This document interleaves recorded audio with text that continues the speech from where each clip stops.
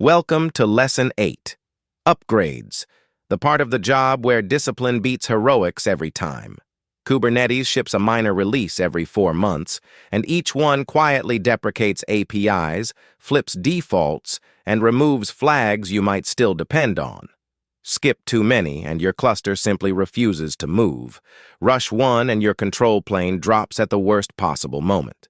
Over the next 12 slides, we'll walk the version skew policy, the kubeadm workflow, the drain dance, and the etcd-snapshot that keeps rollback on the table.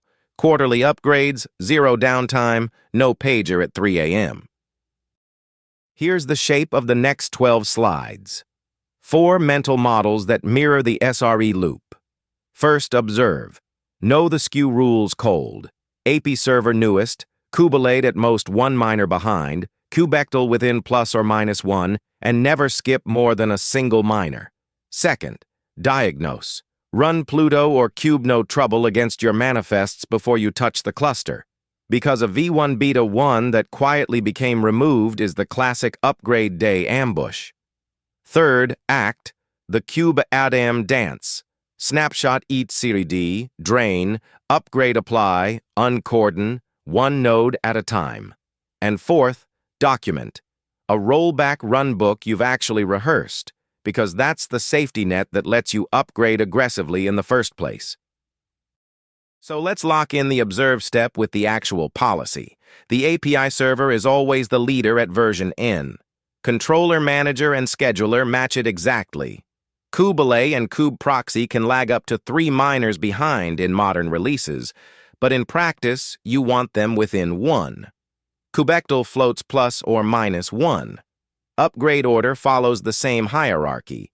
API server first, kubelet last, never the reverse. And the rule everyone tries to cheat: you cannot jump 1.27 straight to 130. 1 minor at a time, which is exactly why quarterly cadence isn't a suggestion, it's the contract. With the policy locked in, here's the actual playbook. Snapshot etcd first, that's your escape hatch, non-negotiable. Then on the first control plane node only, you install the new kubeadm binary, run upgrade plan to see your targets, and run upgrade apply. That apply call is special.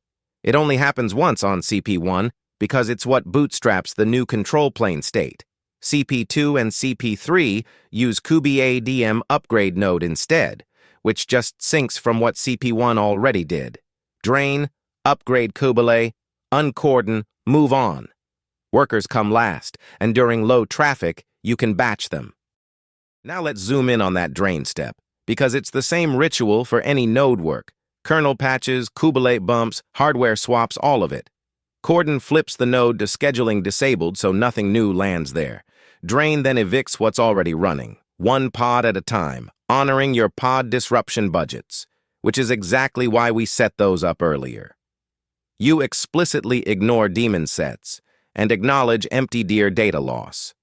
Do your work, uncordon, and the scheduler picks it back up. 3 commands, 0 drama. Before any control plane bump, the real failure mode isn't the upgrade itself.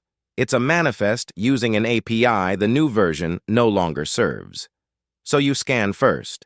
Pluto walks your manifests and Helm charts statically. Kubent reads the live cluster and tells you exactly what breaks at your target version. Anything flagged, you run through kubectl convert, commit the new YAML, and apply. Pod disruption budget, HPA, cron job, ingress, these are the usual suspects.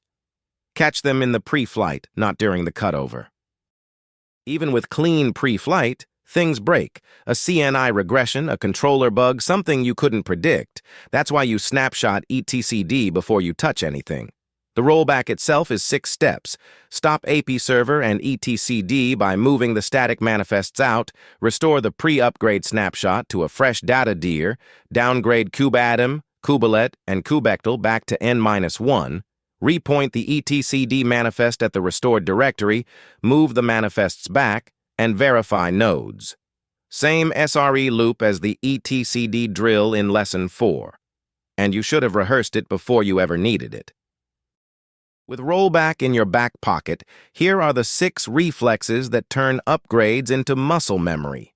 Stay on a quarterly cadence so you never get forced into a double hop. Run Pluto and Kubent in pre-flight to catch deprecated APIs before they bite. Snapshot etcd right before kubeadm apply, never the night before. Canary one worker, watch it for an hour, then roll the fleet. Make pod disruption budgets mandatory so Drain actually respects your SLOs. And document every version delta. That's the institutional memory that makes the next upgrade boring. And here's the whole lesson on one page. 12 commands and patterns you'll reach for every upgrade. Top row is the kubeadm trio. Plan to see what's available, apply on the first control plane, then upgrade node on the rest. Middle rows are your safety net. Drain, cordon, etcd-snapshot, plus Pluto, kubent, and kubectl convert for API hygiene. Bottom row is the discipline. Stay within 1 minor of skew, enforce pod disruption budgets, and always canary first. Screenshot this one. Now the failure modes. 5 real postmortems, not hypotheticals. 1. Skipping minors. Kubeadm refuses 1.27 straight to 130, so quarterly cadence beats catch-up sprints every time. 2. Kubelet ahead of apiserver breaks the skew contract and your nodes go not ready. 3. No etcd-snapshot means a half-applied upgrade is a full rebuild. That's a 30-second command standing between you and an all-nighter. 4. Deprecated APIs caught mid-upgrade by a Helm chart still on V1 Beta 1. Run Pluto and kubent before, not during. And 5. Draining workers in parallel collapses your capacity and pages you for pending pods. 1 at a time or small batches behind a pod disruption budget. Patience is the production virtue. So how do you build that patience into muscle memory? 3 exercises on a kind cluster. First, plan a real upgrade, spin up 1.28, install Pluto, throw some V1 Beta 1 manifests at it, then move to 1.29 and watch the deprecated APIs get rejected. Second, drain a busy node twice.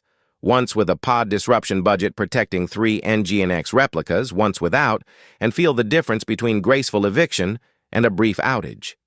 Third, run the rollback drill end-to-end. Snapshot etcd, break something, stop API server, restore, restart, verify. Do these once and 3 a.m. stops being scary. And that's lesson 8 in the bag. Version skew, the kubeadm 6-step, drain and cordon, rollback playbook, 4 tools, 1 mindset. Upgrades are routine engineering. Next up, lesson 9 takes us into observability, Prometheus, Grafana, Loki, OpenTelemetry, the 3 pillars.